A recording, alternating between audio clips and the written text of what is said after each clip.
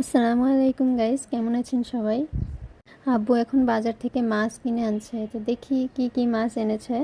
আমি প্যাকেটগুলো খুলে নেই, তারপর দেখাচ্ছি কি মাছ। এখানে মনে হচ্ছে চিংড়ি মাছ আর হচ্ছে সাগরের লাল মাছ। বাজারে মাছের যে দাম, বাবারে বাবা! এতটুকু এতটুকু চিংড়ি মাছ নাকি 600 টাকা কেজি। মানুষ কি খাবে? বাজারে প্রত্যেকটা জিনিসের দাম এত পরিমাণ বেশি যে মানুষের কিছু কিনে আর খাওয়ার কায়দা নাই। এখন মাছগুলো কাটতে হবে, আম্মু আজ রান্না করতেছে, তাই আম্মু আর মাছ কাটতে পারবে না, আমিই কাটবো। আমি অবশ্য মাছ কাটি না, আমাদের বড় বড় মাছ সব বাজার থেকে কেটে আনে, আর এই ছোট ছোট মাছ আনলে আম্মুই কাটে। কিন্তু আজ আম্মু রান্না করতেছে, তাই এখন আমাকেই কাটতে হবে। সাগরের এই লাল মাছকে আবার অনেকেই বউ মাছ বলে, আবার অনেকেই ভোলা মাছ বলে থাকে। আমাকে আগের দিন একটা ভাইয়া কমেন্ট করে জানায় যে তারা এটাকে সাগরের লাল মাছ বলে।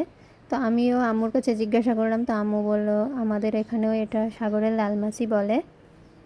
তো এই মাছটাকে আপনারা কে কোন নামে চেনেন কমেন্ট করে জানাবেন। এখন আপনারা থাকেন, আমি মাছ কাটি। সবাই ভালো থাকবেন, সুস্থ থাকবেন। ভিডিওটি ভালো লাগলে অবশ্যই লাইক, কমেন্ট, শেয়ার এবং ফলো দিয়ে পাশে থাকবেন।